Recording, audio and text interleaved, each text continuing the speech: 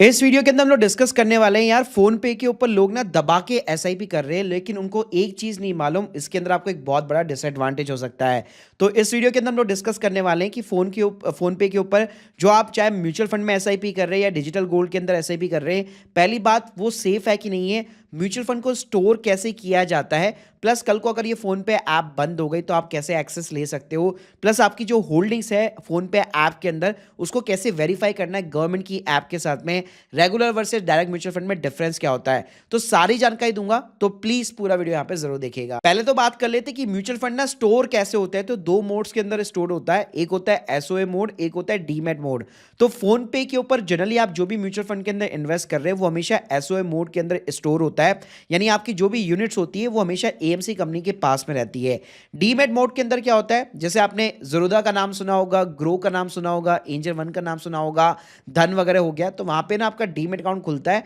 और वहां पे जो भी आप म्यूचुअल फंड्स वगैरह खरीदते हैं, आपका जहां पे स्टॉक्स वगैरह इक्विटी वगैरह स्टोर किया जाता है, उसी के साथ में म्यूचुअल फंड भी स्टोर होता है। तो भाई अगर आपको वेरीफाई करना है ना कि फोन पे के ऊपर मैंने भाई जो म्यूचुअल फंड खरीदे हुए क्या वो सच में एग्जिस्ट करते नहीं करते, तो उसका बेस्ट तरीका है एमएफ सेंट्रल के ऊपर एक अकाउंट बना लो जो ऑलमोस्ट गवर्नमेंट की ऐप है। तो यहाँ पे अकाउंट लॉगिन करने के बाद में जब अपना व्यू पोर्टफोलियो खोलोगे तो ऊपर ही ऊपर ये जो एसओए होल्डिंग्स है ना, उसमें आपकी invested value, market value, plus कौन कौन से फंड आओ के साथ आपकी म्यूचुअल फंड की स्कीम चल रही है, वो आपको सब कुछ वेरीफाई हो जाएगा। तो कल को अगर मान लो आपकी ये ऐप यहाँ पे बंद भी हो जाती है, फोन पे की ऐप बंद भी हो जाती है, तो स्टिल आपके पास में एक्सेस रहेगा म्यूचुअल फंड्स का, एएमसी कंपनी के साथ में वो स्टोर है। अब यहाँ पे जनरली जो भी बिगनर्स लोग होते हैं उनका एक सवाल रहता है कि मैं जो भी जिस भी म्यूचुअल फंड में इन्वेस्ट कर रहा हूं, तो क्या पहली बात म्यूचुअल फंड सिक्योर है कि नहीं है, कौन इसको रेगुलेट कर रहा है इंडिया के अंदर, कि कहीं कल को मेरे साथ कोई फ्रॉड ना हो जाए। तो यहाँ पे सेबी जो है, जितनी भी एएमसी कंपनीज होती है, चाहे आईसीआईसी है, एसबीआई एएमसीज है, उन सभी को यहाँ पे रेगुलेट करता है। इसकी प्रॉपर ऑडिट होती है,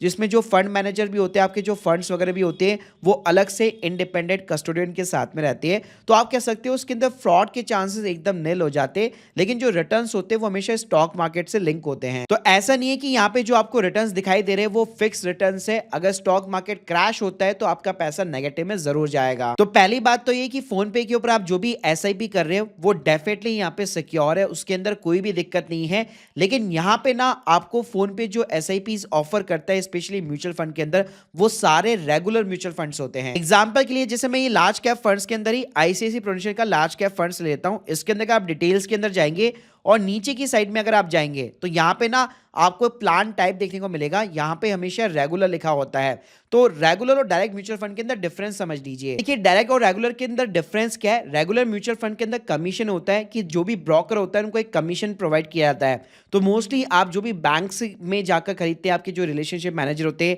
या जो म्यूचुअल फंड के डिस्ट्रीब्यूटर होते हैं, जो एजेंट्स होते हैं, तो वहां पे जो आपको वो एडवाइस भी प्रोवाइड करते हैं, आपको सपोर्ट भी देते हैं, लेकिन वहां पे आपको वो रेगुलर म्यूचुअल फंड्स ऑफर करते हैं। अप फ्रंट आपसे कोई कमीशन नहीं ले जाता, लेकिन आप जितना भी पैसा इन्वेस्ट करेंगे बैकएंड के अंदर एएमसी कंपनी उनको कमीशन प्रोवाइड करती है। जैसे अगर मैं रिटर्न्स की बात करूं तो स्क्रीन के सामने आप देख सकते हो, ये आईसीआईसी प्रूडेंशियल की मैं बात कर लेता हूं। तो अगर यहां पे मैं इसके डायरेक्ट फंड्स के अंदर जाऊं तो स्क्रीन के सामने यहाँ पे आप देख सकते हो पिछले एक साल के अंदर इसने 15.20% का रिटर्न निकाल के दिया है। वहीं पे इसी के अगर मैं रेगुलर म्यूचुअल फंड के अंदर जाऊं तो इसने 14.55% का रिटर्न निकाल के दिया है। अब आपको ये सुनने में बहुत ही छोटा लग रहा होगा कि इतने में से क्या ही फर्क पड़ जाएगा, लेकिन अगर आप एक लॉन्ग टर्म पीरियड के अंदर देखते हैं, अगर आप 1,000 रुपए की एसआईपी करते हैं तो पिछले 10 सालों के अंदर वो 1,000 रुपए जो है आपके 2,84,000 रुपए बन चुके होते हैं रेगुलर म्यूचुअल फंड में। वहीं पे अगर मैं डायरेक्ट म्यूचुअल फंड की बात करूं तो वही 1,000 रुपए आपके 2,95,000 रुपए बन चुके होते हैं। तो ये आपको जो 10,000 रुपए का डिफरेंस दिख रहा है वो आपको लॉन्ग टर्म में दिखेगा। तो अगर आपको यहाँ पे म्यूचुअल फंड की प्रॉपर तरीके से समझे, आपको पता है कि मेरे को कौन सा फंड यहाँ पे सेलेक्ट करना है, तो मुझे लगता है आपको फोन पे की जगह